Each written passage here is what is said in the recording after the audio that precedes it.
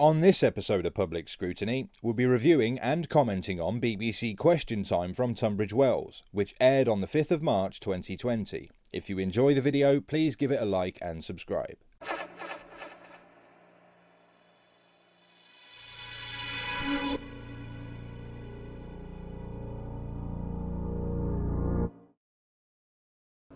On tonight's panel, Matt Hancock, appointed Health Secretary nearly 2 years ago by Theresa May, kept in the job by Boris Johnson. He now faces one of the biggest challenges for his department, the government and the country. Former Foreign Secretary and Deputy Leader of the Labour Party and an MP since 1974, Margaret Beckett. Layla Moran, Education spokesperson for the Liberal Democrats, rumoured to be a candidate for the leadership of the party. Tim Stanley, journalist, broadcaster and columnist for the Daily Telegraph. And doctor, writer and TV presenter on numerous health programmes, including CBBC's hugely popular Operation Ouch, Zand van Tulleken.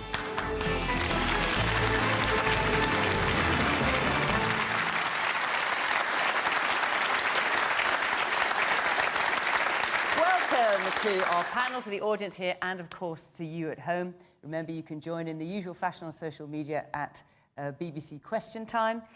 Now, it's pretty obvious, I think, to all of us here and to you at home that there is one big subject dominating the conversation at the moment. Yeah, it's changed the news cycle entirely. Funny that. And now we have to watch those who are getting slapped by the press and media walking around full of their own self-importance, virtue signalling and showing everyone how good they are in a crisis.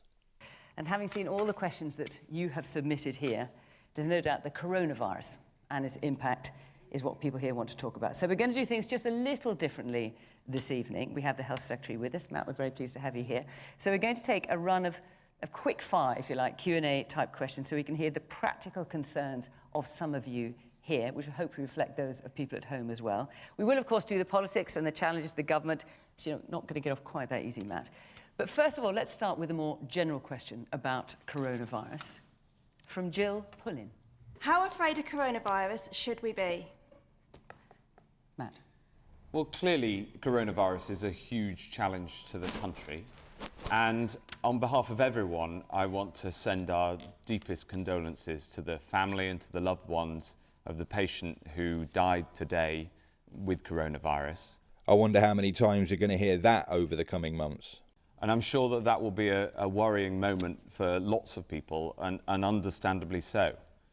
And I feel the responsibility deeply for getting the government response to this right. The government aren't the only people who need to respond. It's actually something all of us can play a part in. And it's perfectly reasonable for people to be worried. Now, of course, for the majority of people, if they catch coronavirus, then it'll be a mild, relatively mild disease, and the vast majority will fully recover. And so from that point of view, for most people, this will be something akin to getting the flu if they get it. But obviously it's also having some very significant effects, both on the economy, in terms of people, how they manage their daily lives. And then for a small proportion of people, we estimate around 1% of those who catch it, then it is fatal. And so it is a very serious consideration. And the thing that makes it more difficult is that this virus, this disease, is new. Oh no, it isn't. I just had a look online. Now, I have to word this carefully. I checked to see whether anyone had claimed ownership of it. From a shallow search, I found at least 6 instances. The furthest one back was 2007. Various applications have been made. Why would an entity claim ownership of a disease and seek to have that ownership certified? There are not many answers to that question. It's a horrible realisation. And that means that none of us have the natural antibodies that we have to something like a flu. So it is a serious problem for the country, and all of us need to play our part and can play our part in making sure that we as a country and as a world respond as well as we possibly can. And Jill, can I ask, how worried are you? I'm not personally particularly worried because I feel that I don't fall into the category where I should be majorly concerned. That's short-termism right there. It's said that the youngest and the oldest are the most at risk. Every day you get older, Ma'am. One day you'll be in the category where you should be majorly concerned. From what I have read, that it will be, for the majority of us, severe cold or flu-like symptoms, and yet a lot of what you read implies that we should almost be barricading the doors. Okay. Well, we're going to get into more specific things in a moment. Zand, how afraid should we be? I think it's such a good question, Jill, because everyone I know is wondering how to react to the news that we're getting. The first death today, 100 cases, how serious is it? I guess I would say there is an urgency, and the fact that COVID is dominating the headlines is because every single person in the UK should be changing their behaviour today. The most important thing is hand washing. Now, hand washing will not reduce your chances of catching it to zero, but it will dramatically slow the spread. As he was saying that, I thought back to Boris Johnson saying, "Wash your hands for as long as it takes to sing Happy Birthday twice." Then I thought about all the things I touched when I went to the shops earlier, and what I've done since I got back, and I do see quite clearly why washing hands is important. Washing them when you get back from somewhere helps reduce the risk of being infected from the things you touched outside. Washing before you go out reduces the risk of you carrying the disease into the outside world from sources within your own home. I see how those two washes act as a kind of barrier. And slowing the spread is very urgent because the number of cases doubles every few days. So a few days ago we had 40, 50 cases, now we have 100. In a few days' time we will have 200, and that doubling may well keep on going. And as it doubles, as Matt said, a small proportion of those people, not necessarily the small proportion that die, but maybe 5%, maybe 10% will need intensive care or at least a high dependency unit. And those beds are in short supply at the moment in the NHS, as they always are. And so the more we can spread things out, the more likely it is that we can provide high quality care to everyone that needs it and keep mortality as low as possible. That's the urgency. So everyone should be invested. I mean, there are other things you can do. You should be hygienic in terms of catching and killing sneezes and coughs, in terms of wiping surfaces. I think everyone should be self-monitoring, and if you're concerned, even more than normal, avoiding infecting other people.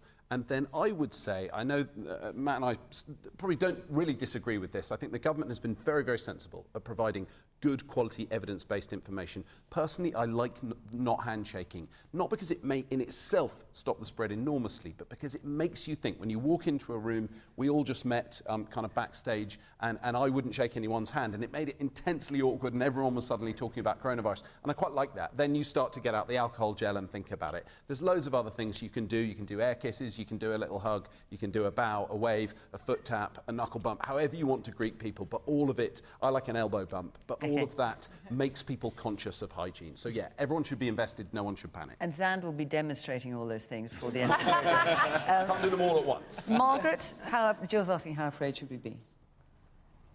I don't think we should be afraid, but I think we should be wary and cautious and look for sound information. I mean, one of the things that strikes me forcibly is that this is going to illuminate all the problems we've already got in our health service, which we know is underfunded and all those things. After John Ashworth last week taking the opportunity to get a party political point in regarding austerity, I've been waiting to see if anyone else tried the same thing. Lo and behold, this week Margaret Beckett does it. Not quite as obvious about it, but there it was. And so I have to remind people again that it was Labour who bailed out the banks with our earnings, Labour who borrowed 50 billion with a £300 billion payback, and Labour who allowed the drug companies to charge the NHS whatever they like for their products. Labour did that and will be paying for it for decades to come. So it's another level of hypocrisy entirely for Labour to keep throwing austerity at the Tories when Labour created the mess in the first place. There's no money left. Do you remember that one, Margaret? And it will bring a lot of that home. And so I think this is going to be, apart from anything else, it's going to be a period where people can learn about each other, about what the country's problems are, what we need to do to resolve them. And that, I think, will in itself be important. But so I don't think we should go about in fear and dread, but I don't think we ought to be silly either. Tim? I noticed that all the loo roll is gone in my local supermarket, so really people are, and so is the hand gel as well. I don't know why people have gone for the loo roll, I don't even want to know, but it's all gone. You can't get it for love nor money, there'll be a black market in it soon. I think the government's getting it about right, which is to walk this fine line between getting people ready and getting people conscious of the way they're behaving, but also not causing too much alarm, because there's always a risk that you generate so much alarm that that actually does more damage than the virus itself, at least economically. We don't want our way of life to be changed forever. That's always what one is conscious about trying to avoid. I want to be able to go back to shaking hands. I'm not going to walk around doing that all day. I want things to go back to normal as soon as possible, and therefore any short-term inconvenience that we have to accept, fair enough. But the goal is to keep calm, carry on, not get hysterical, because that's kind of what defines Britain. Yep. Keep calm and carry on. It's the British way, until there's only one pack of bog roll on the shelf and then all hell breaks loose. Leila. Well, I think like you, for myself, I'm not actually that worried. I'm young and healthy, and if I get it, there's a very good chance I'll be okay. But I am worried for my particularly elderly grandparents, people who are more vulnerable, people who perhaps don't have the same resilience financially as I do. I've been doing a lot of work in the last few days, writing to Matt, in fact, about statutory sick pay, thinking of those who have jobs on 0 hours contract in the gig economy, who have to actually think hard about, do I go to work today, or do I do the right thing for other people, which is to self-isolate if they have those symptoms and they've been in contact with someone. And all credit to the government, they've been listening and they have now changed those rules. So we are trying to all work together on this, and I think that's really important, that actually politicians at a time like this do our jobs and talk about the most vulnerable constituents that we have.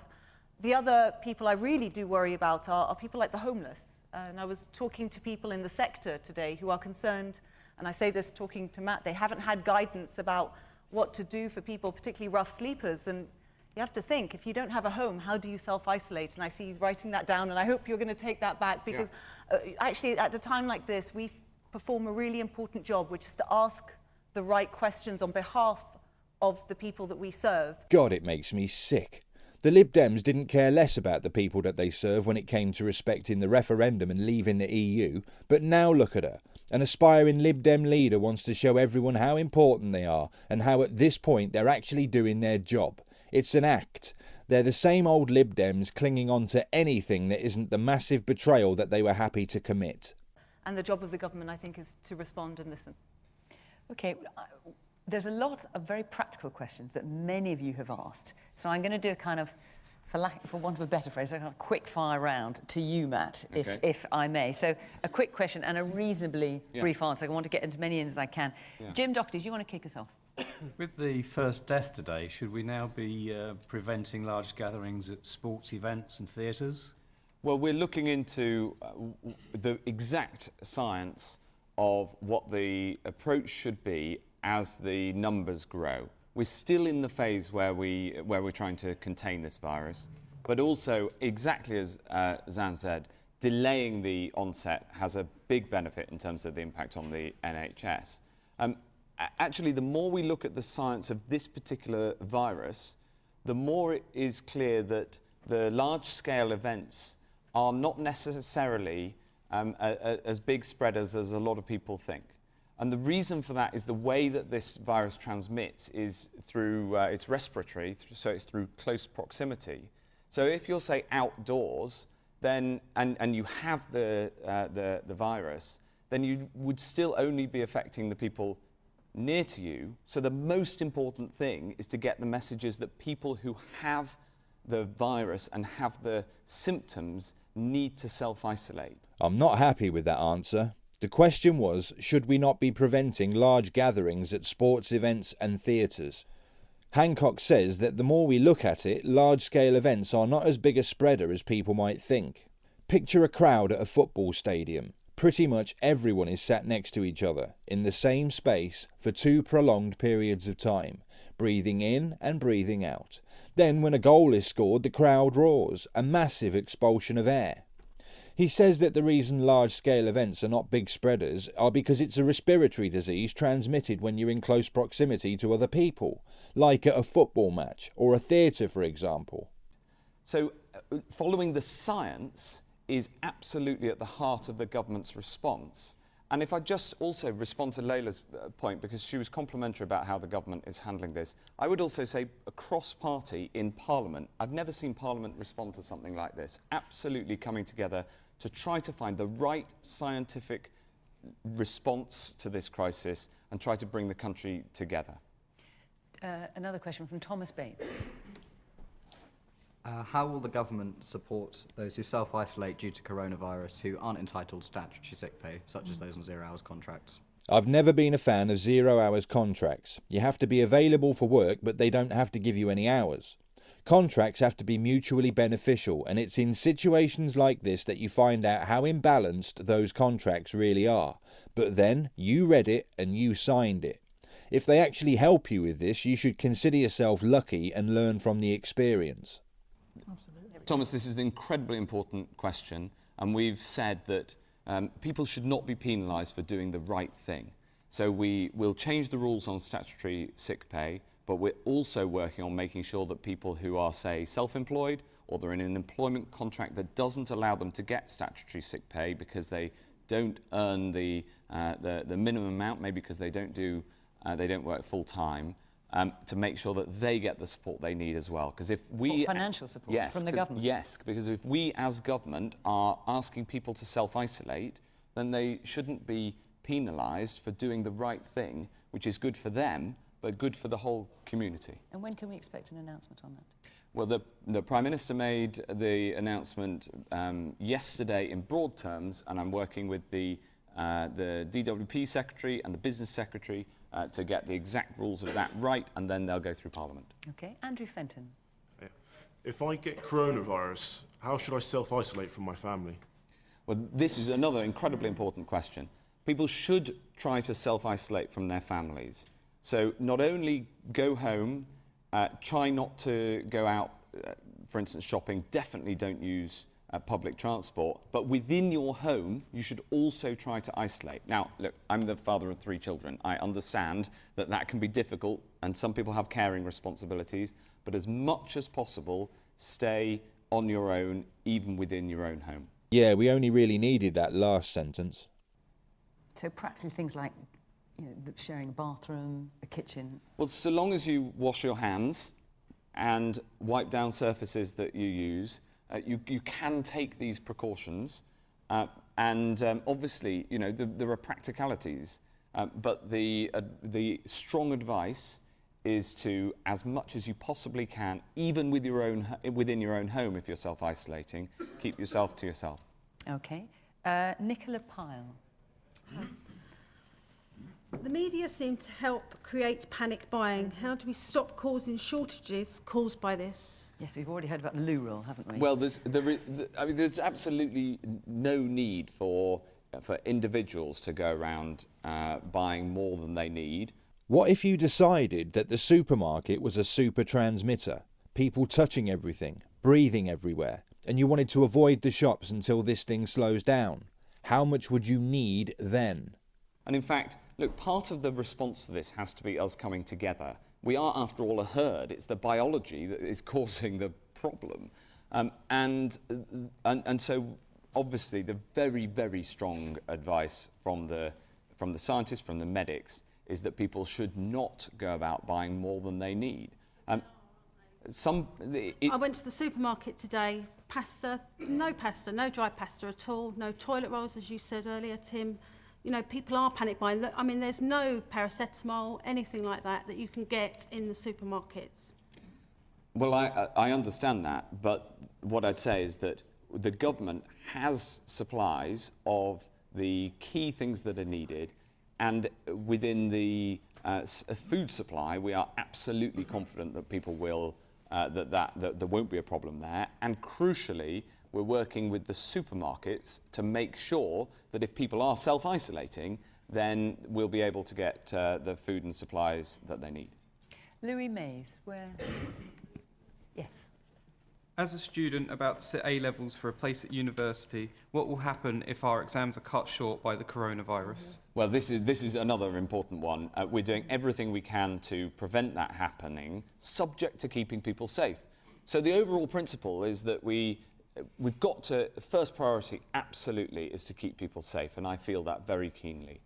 But also we want to minimise the social and economic disruption. Hence, unlike some other countries that have done this, the scientific advice is really clear not to close schools and colleges. And the message to schools is don't close unless you've specifically had the advice from Public Health England to do so. And then as we come into exam season, obviously we're monitoring that very closely. And the Education Department is doing, I think, a fantastic job in keeping the school system running. But as we get to exams, we will do everything we can to allow that to proceed. But of course, you'll understand that if we have to take action to keep people safe, then we are prepared to do that. Reading between the lines there, if things get worse, they will lock everything down. Let's take one more before I throw it open to, from Oliver Carter. What are the government doing to tackle the wait time from coronavirus tests? Yes, the tests. So getting the test results back is really obviously important if you're waiting for tests. And I know friends of mine who've had the tests, and lots of people have talked to me about it. We're getting a new tech solution in to be able to get the results back to people much quicker. And we've got a lot of people on it, so I get it. And we're trying to make sure that happens as quickly as possible. Okay, now I'm going to go to the audience for more things. Is there anything that any of you are sort of burning to yes, Leila, you want to come in? Just simply to say, I mean, I think now is a time more important than ever that we listen to experts. And thank goodness for experts, and thank goodness for scientists. And we just all have to be mindful of what we're reading on Facebook, what we're reading on Twitter, what we might read in certain newspapers. And one lady was asking, you know, newspapers are partly responsible for panic buying. You guys have a choice. You can choose to buy them or not as well if you see that they are stoking this. We have to be calm, but listen to the people who actually know what they're talking about. Epidemiologists, others, doctors who know this stuff. And I know that I'm certainly going to be encouraging all my friends and family to do that. When she was speaking about now is the time to listen to the experts, I got the impression that she's still a bit salty that people ignored the experts and voted to leave the EU. Fiona asked if any of the panel had anything that they were burning to say. I just think that she wants to be on camera saying anything at all. Her comment was pointless. There's a doctor sat next to her. He actually is an expert, and yet she took to the limelight. Margaret? I completely agree with that, but I think it's really, really important that we have good communications. And I know Matt and everyone in the government and everybody across politics is aware of that. There have got to be trusted voices, and people have got to listen to them and to be able to trust them. Well, if you lot hadn't sold out our nation in every way imaginable, no doubt we would trust you a lot more than we do now. Trust has to be earned, and I would not personally trust any of you as far as I could throw you, and that's down to you and what you did. You're there to look after our interests, and instead you looked after somebody else's, time after time after time. I'll never trust a politician again, so jog on. And we've also got to learn as much as we can from what's happening internationally, even if sometimes it's what not to do. Okay. Now, I'm going to take another named question here, but then do get your hands up if there's things you want to say, because I know from all the questions I saw come in when you arrived earlier on this evening, there are a lot of things that you want to ask. But let me just go now to Christian Patel. How do you expect an already strained NHS to cope, given 1 in 12 NHS posts are vacant, and healthcare professionals would need to self-isolate for 14 days if exposed to the virus? Are you a healthcare worker, by any chance? Yes, I am, yeah. And what's your view on this? I'm very worried, actually, because on the wards, on a day-to-day basis, we're already at breaching points, and I worry that an asymptomatic patient with the virus infects the wards, and we lose 50% or even 25% of our workforce, and that I can't see how we would be able to deliver a safe service for patients. All right. Ms. Anne, from your experience in the health service? It's such an interesting question. I suppose, in thinking about this, my first instinct is to have a massive go at the Tory government, the last 10 years of austerity, the fact that the NHS has been starved of cash and starved of staff and resources for so long. Ah, here's something else I've been waiting for. The BBC does it again. So they get a doctor on. He was presented to us as a doctor and a presenter. The panel: one Conservative, one Labour, one Lib Dem, one doctor, one journalist. Only when he uses phrases like Tory cuts and austerity, it becomes immediately apparent that his politics are left-wing, which means yet again the panel is weighted in favour of the left.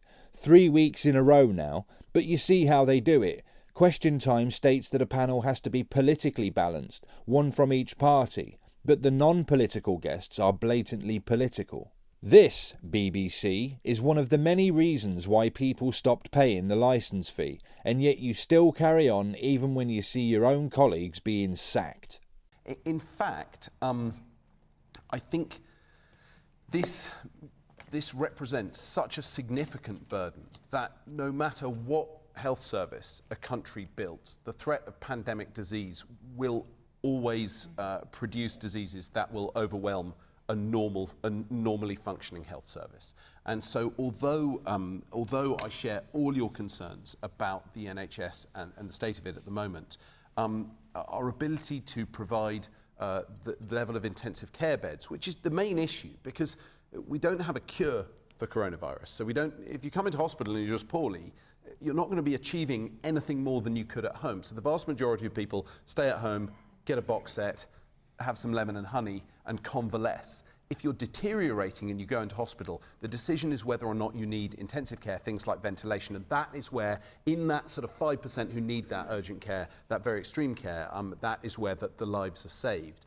Those beds will be, in a major crisis like this, those beds are not going to be just drawn from the normal pool of intensive care beds. I think, and Matt, of course, will know much, much more about this than me, but they will be drawn from the major incident plans and the big catastrophe plans that are drawn up at the moment. So although I share your massive concerns about the future of the NHS, in this particular case, I think the immediate resources come from elsewhere. Is that?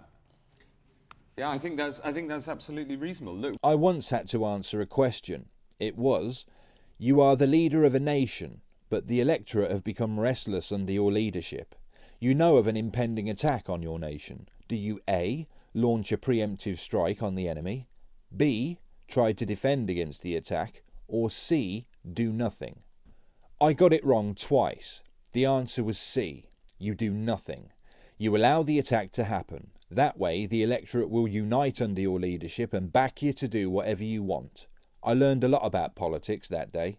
We acknowledge that we need more people in the NHS. There's a record number of people currently working today in the NHS, and I'm really pleased to see those numbers have been going up recently. But Xander's right that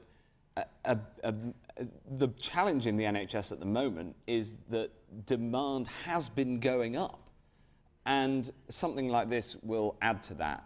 But I would say this as well, which is that the NHS is unbelievably good at responding to crises. I mean, they do it in a small way every day in all of the A&Es across the country.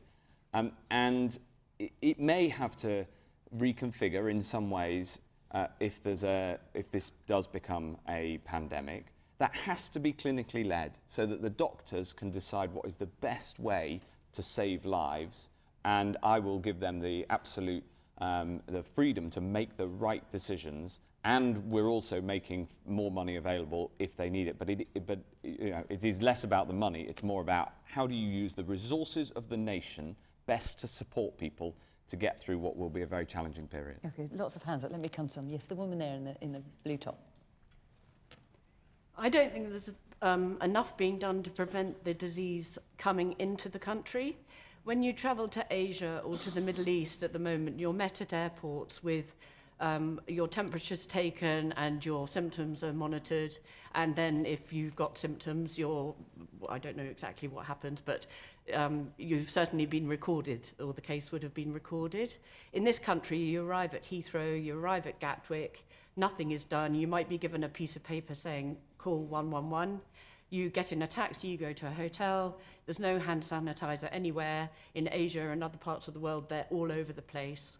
So it just seems that anyone coming into this country, nothing's done at the airport, so it's just going to spread because there's no prevention. Okay, let me take a few points and I'll come back to you, Matt, afterwards. Yes, the woman there.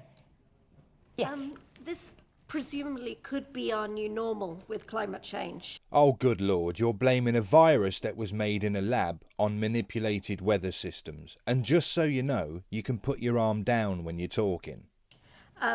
With increasing temperatures, new pathogens, trade in wildlife, this has been predicted for a long time. No, it had been planned for a long time.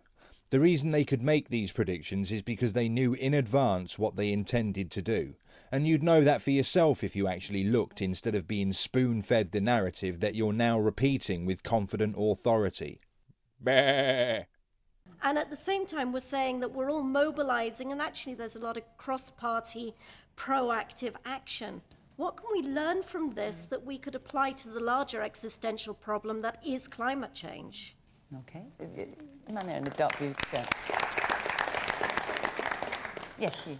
Also, social factors are very important here. Since the outbreak, I've seen a spike in racism on social media, public transport. My friends have been marginalised. And we had the attack yesterday on an Asian man. And I'd like to ask, what is the government doing to stop this racist rhetoric? And also the same government that failed on the Brexit hate wash from the media. So what are you going to do about that? This seemed like a setup question. Aside from the fact that he managed to get racism, Brexit and hate into a conversation about coronavirus, it seems to be leaning towards online controls and media censorship, just like they used Caroline Flack's death to push the same narrative. Let's see where this goes. Okay, let me take a question from the back. Yes, the man in the glasses. I think we as a community can play a really big part. It's not just down to the NHS and the health professionals. Yeah.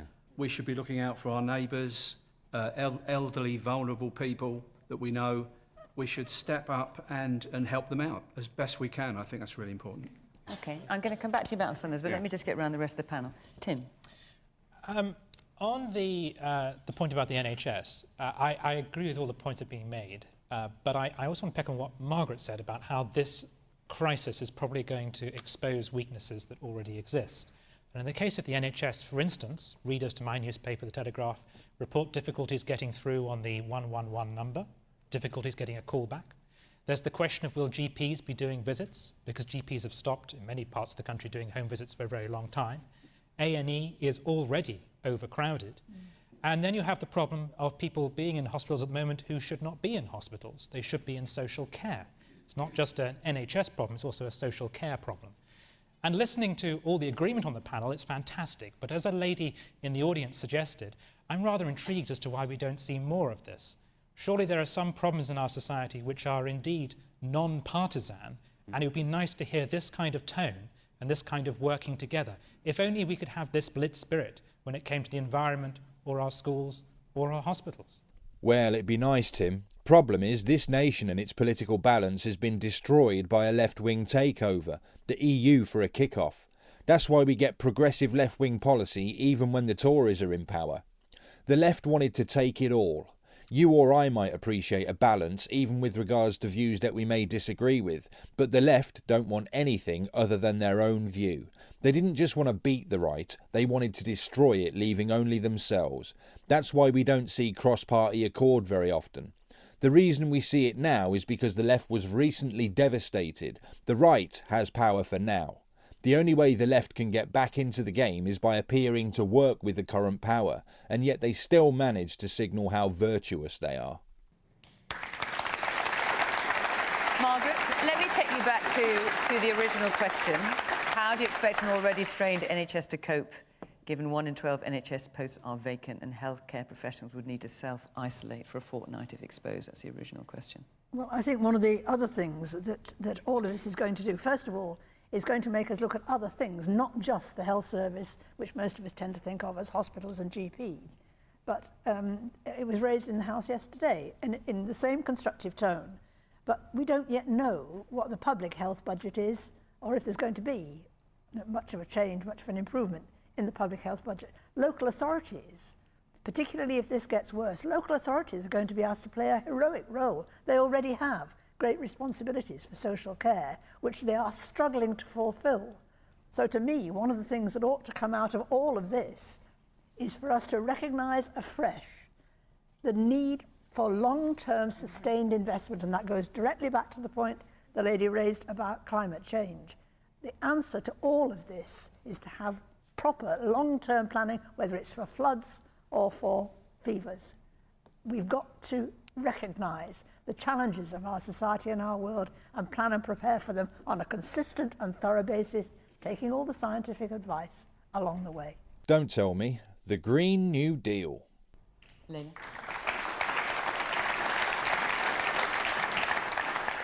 I completely agree with what Margaret's just said, and I think to Tim's point about adult social care, I think there is a lot of goodwill in the House and across parties to work on this, but it is a Conservative majority government with a big majority. And during the election, I remember Boris Johnson saying that within the first 100 days, he would convene a cross-party commission to look at this intractable problem and to help us find a solution. It's day 84 today, and we still haven't seen that. So I guess my plea would be to the government, well, you need to show some leadership, because that is how governments work. The governments produce this stuff, and then Parliament will engage with it. But the government has to initiate it, and I really hope that we will get on and solve some of these big issues, because it can't wait any longer. And Matt, do you want to answer some of the questions that were put by members of the audience? I mean, the lady over there was talking about people coming into the country, for example. Well, yes, I'll answer as many as I can. I agree on the point on social care, and we will fulfil that manifesto commitment. The point about people coming into the country, I've been asked about this a lot. And the thing is that if this virus becomes established around the world, then there is no way of stopping it getting to Britain eventually. So the decision that we had was, do you try to shut ourselves off as a nation and delay it? And if it does go pandemic in the rest of the world, it is inevitable that it would come here. Or do you try to keep as much normal life as possible and tackle it by finding those who do come into the country and are then symptomatic? The problem with that is that the virus has a 28-day incubation period. People can come in and spread it without showing any signs at arrival. So you rightly got a leaflet saying that if you got a symptom, you should call 111. And if you'd got a symptom, no doubt you would have called 111. And lots of people did, and that's how we found many of the cases. There was one country in Europe that chose to stop the flights, and that was Italy. And they became the European epicenter of this epidemic. And in a way, that really demonstrated to me how we must follow the science. You know, there are pressures on me to do things that people that feel intuitively that they're right, and I totally understand where you're coming from on this. But we've got to follow the science and the epidemiology. And our Chief Medical Officer, I want to have a shout out to Chris Whitty, absolutely brilliant scientist. He is, and the voice of calm reason, he is one of the most experienced epidemiologists in the world. And he said to me, look, if we stop the flights, with all the consequences that brings, it would only delay the arrival of this disease here by a matter of days, but it would also make it much harder for us to get the medicines into this country that we need, because many of them are produced abroad. Can you not tell the difference between a plane load of medicine and a plane load of people? And what about checking people's temperature at the airport, that kind of thing? Checking the temperature doesn't have an effect, and the reason is you get loads of false positives. You get lots of people who have a temperature and it's not for coronavirus, and so you end up spending huge amounts of resources and not spotting the people. And the Americans tried checking temperatures. It may have reassured people. It has had no impact on the spread of the virus there, and the Italians also did the temperature checking. So I hear all these things, and instinctively I agree with many of them. It's a bit like the point about the mass gatherings. I understand why it seems intuitive that that's the right thing to do. But the judgment that I made with the Prime Minister right at the start of this is we're going to listen very hard to the scientists. We're going to think our way through this problem as a country, and we're going to try to have the very best possible response, despite the pressures And then it's incumbent on us to explain why we're taking the approach that we are. Well, you do what you want. I'm not using public transport, nor am I going to places with high concentrations of people. I trust my own intuition certainly more than I trust politicians. OK, before we carry on, I just want to tell you about next week, because it's budget week, as I'm sure you know. Matt, we will be in West Bromwich, and the following week we're in Weston-super-Mare. So if you want to be in the audience, call 0330 123 9988, or you can go to the Question Time website and you can follow the instructions there. And who knows where we will be with this whole story next week or the week after. We will find out. Let me take another question now from Chris Belton. Thank you. How will the government ensure that providers of adult social care are sufficiently resourced to respond to the demands of coronavirus? I've always wondered why it is that some people have to read their own questions from a piece of paper. Now, you touched a little bit on that, but this is something that a lot of people have been asking about. Actually, I'm going to come back to you in a minute, Matt. Rosie, obviously you can deal with all these questions in some shape or form. Leila, do you want to kick us off on this? Because it's obviously clearly a concern for you. So, I mean, this is probably the thing that worries me the most in my own family, and who is going to be there to look after the elder generation, especially as there's about 1 in 10 jobs to fill in that sector. I think it's 122,000 people are needed. And if, you know, at any one time 20% of them go off sick, then who's going to fill in the gaps? And I think this is why we needed to solve this earlier. And I know you wouldn't start from here, and we have to do our best moving forward. And of course, it's going to be people covering for people at a time like this. Same with the NHS. In the end, it's going to be the doctors, the nurses, it's going to be care staff who are going to cover for other care staff and burn themselves out, and they will rise to the challenge, I have absolutely no doubt.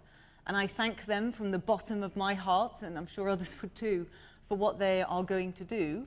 But nevertheless, we need to solve this problem as soon as possible. And I very much hope that this is the wake-up call that our country needs for issues like adult social care, also climate change, also the others, because we can't wait. Chris, can I ask, do you work in social care? I do, yes. So what do you do, and what are your concerns? I work within a care centre for older people with dementia, but I'm also concerned about people living at home, perhaps on their own or with carers who may be elderly themselves. And it is about the number of support staff who can help those people, but I would imagine that the people that run these services are also saying we can't do it without additional financial resources. Yeah. So I think that's a key issue as well. Yeah. And so in your care centre, are you having conversations about if a certain number of you, I mean, the government's talked about a worst case scenario, 1 in 5, I think, is it, falling ill, about what you would do, how you would look after the people that you care for in such a situation? I think there are often crises within care centres brought on by different things. This is probably the most challenging, and I think people are just waiting, knowing that they will respond in some way, providing they're well enough. And if they're not well enough, that their colleagues will do it on their behalf. Right, so you just step in and do your best. Margaret? Well, I was just thinking, it goes back actually to what the gentleman at the back said. In the end, I fear, that if it does get bad, we are going to rely on people to volunteer to help others, and we are going to rely on a sense of community. Wow, I was just thinking the same thing as Margaret Beckett. But to be fair, I said something similar last week or the week before. It needs to be seen by our youngsters as a vocation, just like being a nurse is. It's not an easy job. I think people do it and get past the harder aspects of the job purely because they care. We'll all be one of those old people who will need our help one day, so yeah, I do agree it's a community thing. And everybody looking out for each other. And actually, although this is a terrible and worrying situation, I rather like the idea that help and cooperation and friendliness and people being nice to each other for a change may spread.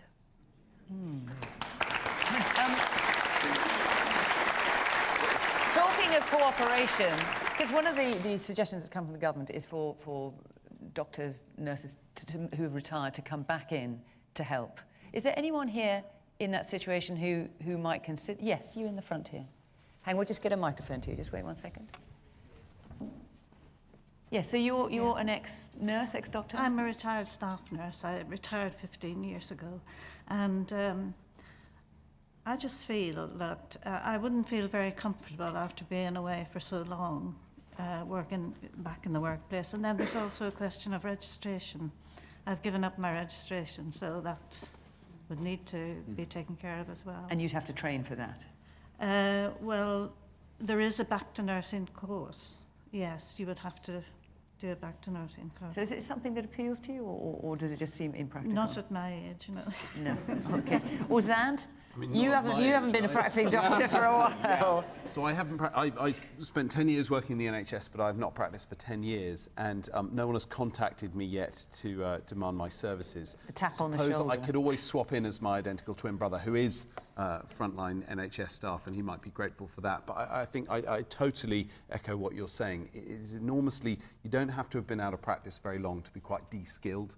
I think the idea of a dad's army of retired healthcare professionals is, it's quite charming, it's quite British. I do think that there is an enormous role for individuals with expertise to provide help and care in their communities, their family members. I would certainly be prepared to step up on that. But the issue of registration of terms of reference, responsibility, insurance, payment, all these things are pretty complicated. And it feels to me like that as the backbone of the response is not going to be a significant contribution. I would say, I think a couple of people have raised this idea, and Margaret raised it so eloquently, of us helping each other. This epidemic demonstrates one thing incredibly clearly, that we are all as vulnerable as the most vulnerable people among us. And when you look across the Atlantic, you see a group of people, 30 million Americans with no insurance, with no access to adequate healthcare, and many of them in precarious employment. We have a much better social safety net, and we have a much better healthcare system. We should treasure it, because those are the things that keep us safe.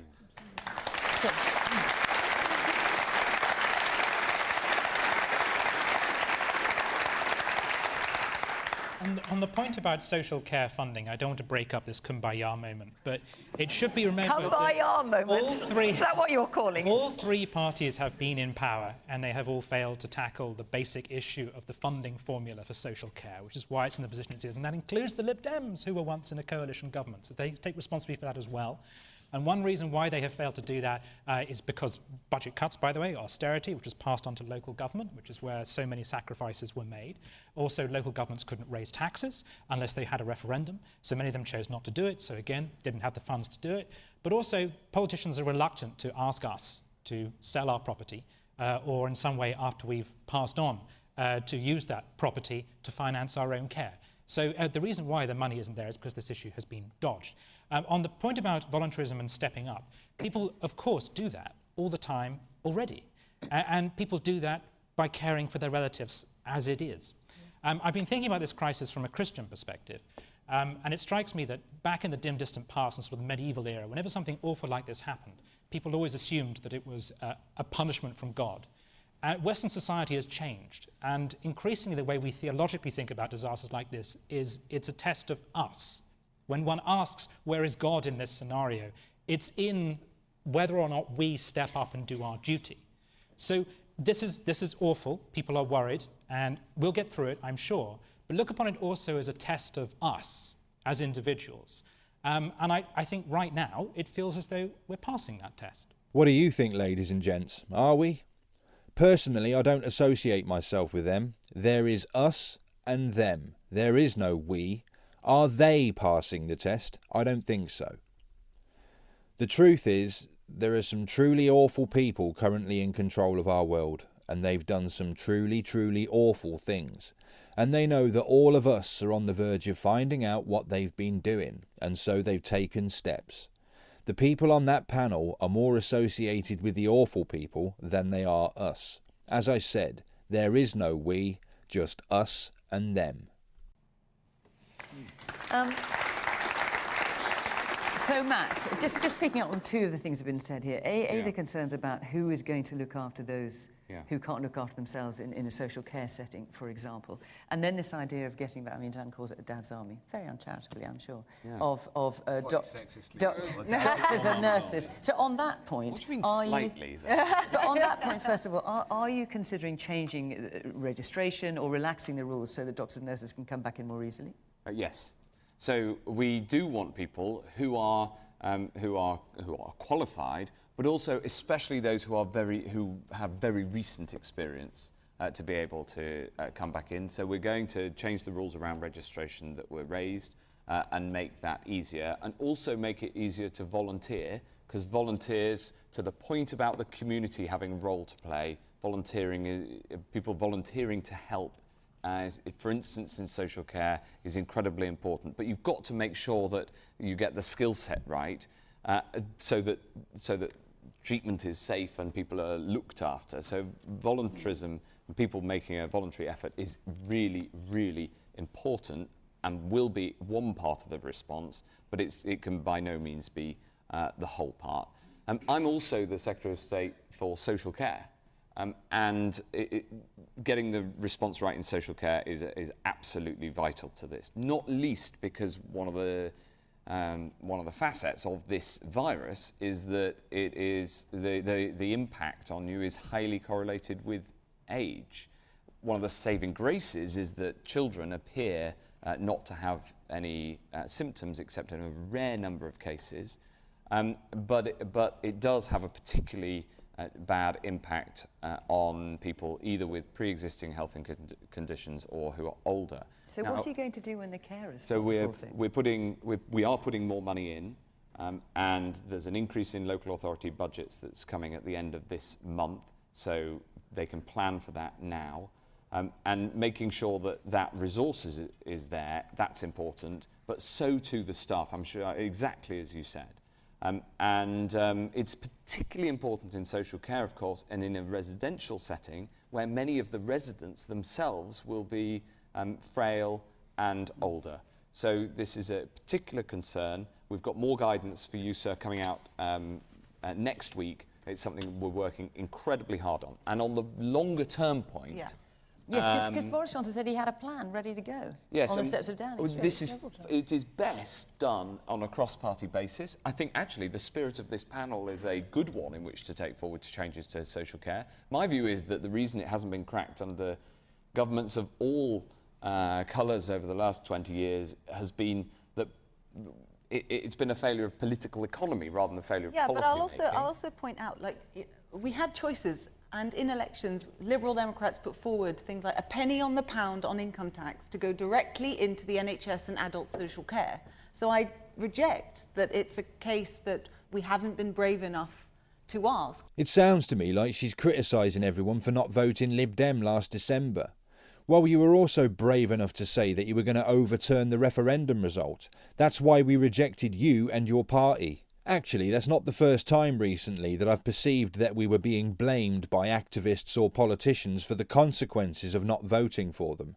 I wonder if they even see the loss they suffered as a rejection of their ideology. I don't see any sign of it.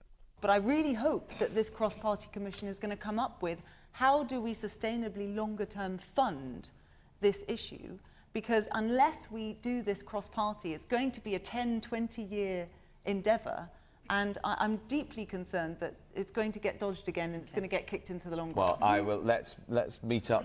All right. Let's meet up when we're back, and the offer's there for you as well, Margaret. And let's take this forward. We actually had a cross-party commission when Andy Burnham was Secretary of State, and it got very close, we thought, to agreement.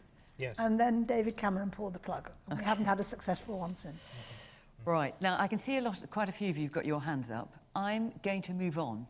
If I may, because there was, as you take your hands down, I'm sorry, simply because the question I'm going to come to next, lots of you asked about this as well, so I don't think I'd be doing the right thing by if we didn't come to it. So, I'd like to hear from Dale Fairless, please. Has Priti Patel's position as Home Secretary become untenable after the recent claims of bullying? So, I did a video on John Bercow and the multiple allegations of bullying against him. It seemed there was to be a general inquiry, not about him specifically though. I don't know whether Priti Patel is a bully or not. I'll have to look into it at some point. But the hypocrisy and double standards that have been applied in relation to Priti Patel are astonishing. Apparently, there'll be an inquiry into her specifically, called for by the same people who did nothing about John Bercow, so it will be interesting to see how this panel reacts. Actually, Margaret, do you want to kick us off on that? Well, it clearly hasn't become untenable because she's still there. But do you think she's going to last? But I think it's getting close. I think the thing that is, I mean, she's clearly looking at the range of. I mean, this isn't somebody I know well at all, but looking at the range of comments, it does seem to me that she's somebody who can be very charming to important colleagues around her, and they all think she's absolutely great. But if you're not an important colleague, it may not be quite so easy.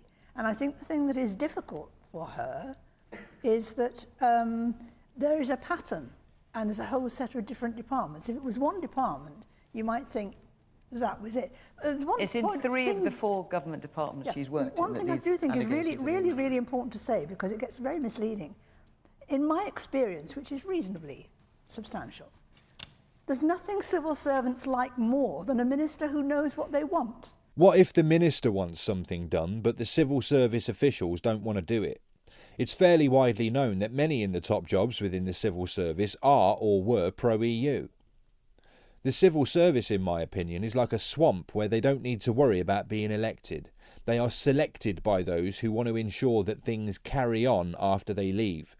As I say, I don't know much about Priti Patel's situation, but purely because of the way her accusers did nothing with regards to John Bercow's bullying, I would give her a pass just to keep things balanced. And nothing they hate more than a minister who doesn't know what they want. So the notion that somehow the civil service doesn't like ministers who have policies that they want to pursue and know how they want to go about it, it's just rubbish. Now, of course, if what the minister wants is unrealistic or unlawful or something, I appreciate it may be difficult. Tim?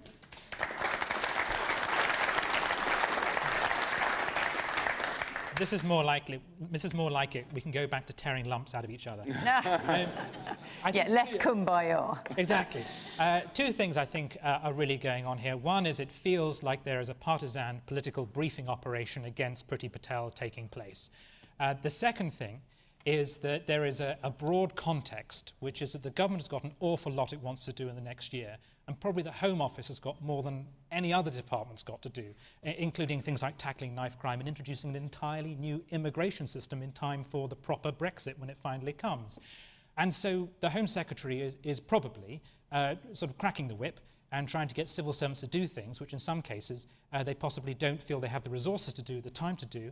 And unfortunately, some of the civil servants, one suspects, don't actually want to do some of those things. I mean, these allegations go back, I mean, we can't say if they're true or not, but they go back 5 years, so well before what you're talking about. Well, that element is a he said, she said thing. If there's any kind of bullying in any department, and that would include, say, John Bercow. Nice one, Tim. The video is called John Bercow Deserves Nothing. There's enough in it to make up your own mind. If he was guilty of that, that would be totally unacceptable too. If Priti Patel were guilty of that, that would be totally acceptable. What I'm saying is there is a political context to this, which is what makes me somewhat suspicious of some of the politics going on behind the scenes. She's got a lot of things that she wants to get done, and unfortunately the civil service, parts of it, have come to regard it themselves as a sort of constitutional check upon the executive, that they are there to say, you can't do this, you can't do that. Well, that's not acceptable, because whatever you think of Priti Patel, she's the elected representative of the people. The civil service is there to help her get done what the people have voted to do. And ask. I noticed something. Fiona Bruce said that the Patel question was requested by a lot of the audience. Margaret Beckett tries to paint it like it's not about Priti knowing what she wants to do, as in being a strong character. But then Tim points out that she's the elected representative and the civil servants are there to help her get her to-do list done. That gets a round of applause for his comment. Now I wonder how many, if any, of that audience wanted that question asked, or whether it was included in the show as a means to attack Patel. Can I just...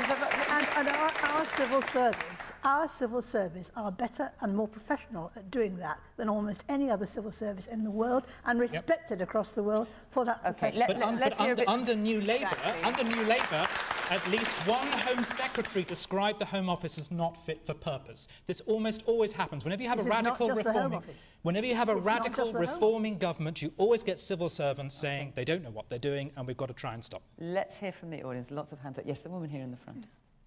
I was just going to say, this lady has had problems in 3 departments, but Well, there are allegations. Allegations. We can't come to a conclusion about it. And also, And she denies she them, had to leave the government previously because she was just talking to the Israeli government or something like that. So it's not the first time something's been not just allegation. No. Yeah. The woman there in the black and white top. Could it be that certain members of the civil service are using accusations of bullying to hide behind when in fact it may be laziness, resistance to change or incompetence? Okay, and the man there in the blue sweater. Oh, hi, yeah. I just wondered whether there's an element of sexism, so that her behaviours, in a man would be seen as assertive, but in Priti Patel is perhaps being interpreted as being bullying.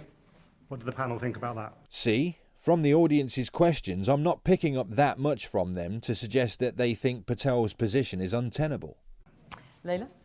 Well, first of all, I really think we need a proper investigation into this that is actually independent. My understanding... And as with anyone who faces allegations like this at work, we would expect that the right process is followed. But my concern is that that independent investigation is going to be done by the Cabinet Office, and I don't actually think that that's very independent. I think it really needs to be properly independent. But what it does speak to, in my view, and let's leave Priti Patel to one side, because there is a broader bullying culture that is emanating from number 10. And we've seen Dominic Cummings firing large numbers of special advisors. In fact, my understanding is that one of them is suing number 10 for wrongful dismissal. And I believe that, obviously, bullying and harassment has no place in any organisation. Number 10 should not be exempt from that. But you also set the tone from government. You set the tone for not just the civil service, but actually the whole of the country. And we've been talking today about compassion and pulling together, and wouldn't it be wonderful if we just were a bit nicer to each other? Well, I'm sorry to say that also applies to the way people treat each other in government, in parliament, and in our institutions, because it matters and it filters into society. And if we're serious about that, then we should be really worried and take these allegations against Priti Patel and others in government very, very seriously. Yeah, it's not just Patel, it's all of them. And we need an independent, as in rigged with our own people, inquiry into the government because it's full of bullies. Not John Bercow, even though one of his victims' replacement left after a year with post-traumatic stress disorder. The way it's all about Patel but nothing about Bercow shows that this is a one-sided political hit job. She'd have been better to speak in bullying in terms of both sides. Instead, it's all about one side.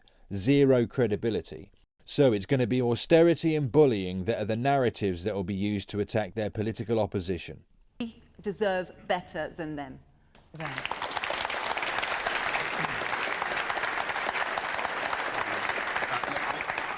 Couldn't agree more with Leila. Well, there's a surprise.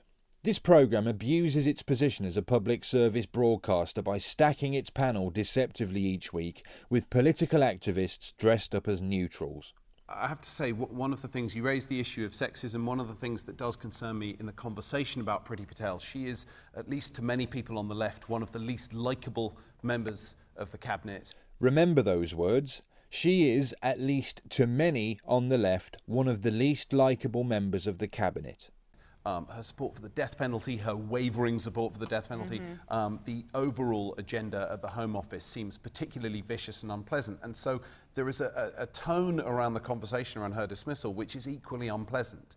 In general, the nastiness of most of the rhetoric around the party political positions on social media and in general, it does trickle down. I work a lot in schools, I film a lot with children, and we are seeing a rise in bullying and a rise in nastiness. And I think coming out of number 10 for sure, but also coming out of an adult class that is increasingly divided. And so I think in expressing concern about Priti Patel, of course there should be an investigation. I think it's also really important that the people that don't like her and are concerned about these allegations do not then adopt that tone themselves. Here's the thing.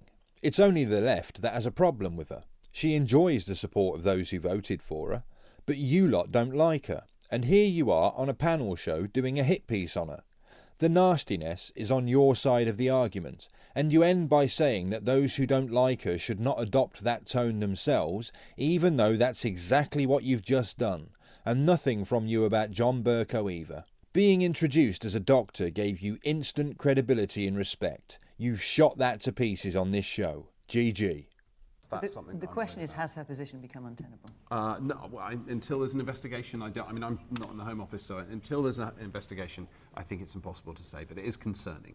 Well, so let's talk about this investigation in a moment, Matt, but let me just ask you first, given what's been said on the panel here, and given the allegations about Priti Patel go back 5 years, when did you first hear about concerns about her behaviour? When I turned on my TV on a Saturday and saw the resignation of one of the civil servants. In the Home Office? Yes, I know... So you never heard, nothing was heard by you prior to that? Absolutely not. And I know Priti Patel well. I've worked with her a lot. And she's determined. She certainly wants to get her agenda through. And I think that's what we want in a Home Secretary. And she is... In my experience, in all the conversations and dealings I've had with her and her team, she's always been courteous and polite and straightforward. So you're surprised by the allegations and so many of them? Yes, I am. And what's vital here is that we have a investigation that is underway. It has Sir Alex Allen, who is independent. And the crucial can I just check, is that into the allegations from all 3 departments? Or yes, it's into all of the facts, to get straight to the facts, because I don't think that what we should be doing is jumping to conclusions before we've got the facts. And I think, though, that the agenda that Priti is pursuing is probably closer to the views of the British people on home affairs in terms of putting in place controls on immigration and more police than any Home Secretary for many decades, and I support her very strongly in doing that. But Matt, don't you think, I mean, today's World Book Day, right? So one of my favourite books is Harry Potter. And she's into fantasy. Either that or she's trying to appeal to Harry Potter fans. Probably both. And it is, I think, something worth bearing in mind. A quote from Sirius Black, who was himself bullied. And if you want to judge a man, or indeed in this case a woman, then look at how they treat their inferiors, not their peers.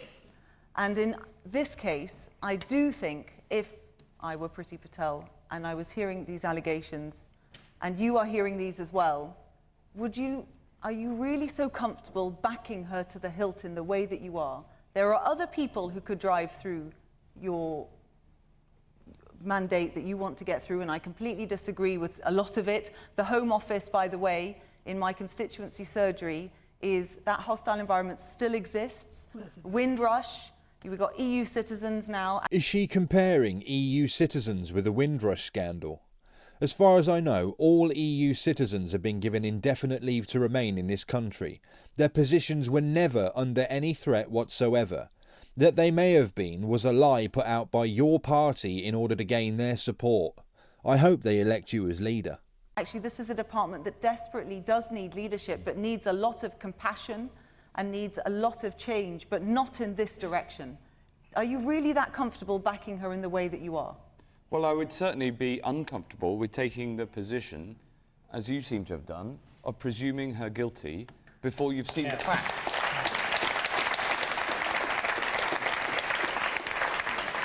The man in the check shirt there. I think we can see at this point that it's a smear campaign. The narrative doesn't care about the truth, only the propagation of the lie. Good answer, Matt.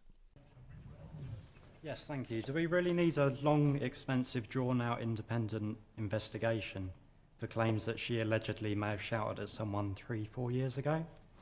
What, because you think it doesn't matter, or because you've already made your mind up? Well, not that it doesn't matter. I think there's more important issues that we could be looking at as opposed to someone allegedly shouting at someone. There's a lot of anti-Semitism claims in the Labour Party.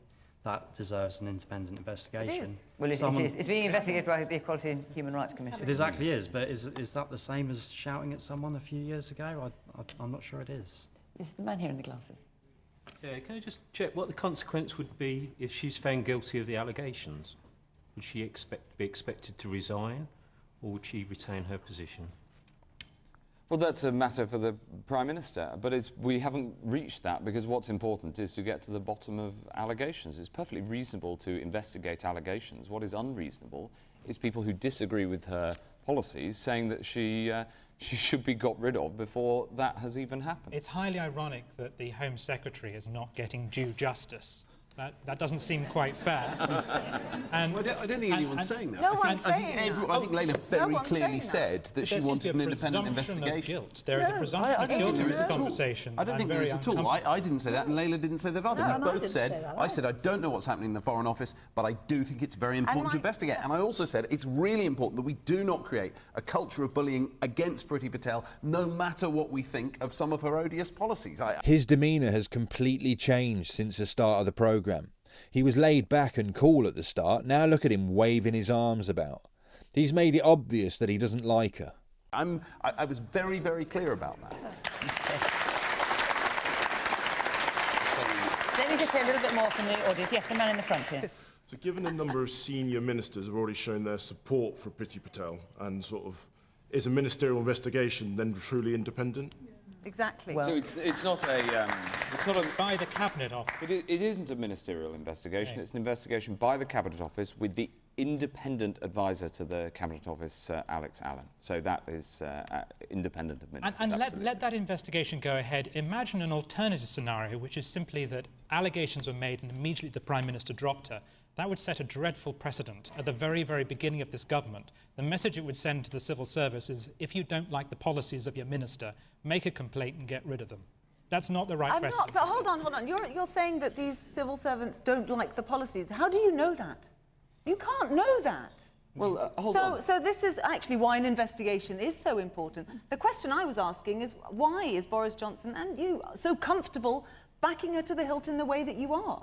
Surely the thing to say is, let's put it to an investigation, but why then go out and say, she's wonderful, she's always been lovely to me? I don't think that's relevant. So she's supposed to disappear and sort of go into a purdah for the next 6 months and just hide from the public while the investigation goes on? She's got to do her job, and of course the Prime Minister has to show confidence. Yeah, but can we just stop suggesting that civil servants are somehow, constructing some kind of conspiracy? We've spent the first part of this programme talking about how we need to treat each other with respect and listen to experts. Actually, there are very many expert people in the civil service that are well worth listening to. And they deserve our respect. Responsible for the hostile policy and the Windrush policies, which you have also attacked. We are almost out of time. In a sentence, Matt, please. It is vital. It is vital in this country that people are innocent and not presumed guilty until the facts are established. But the final thing that is so critical is that civil servants,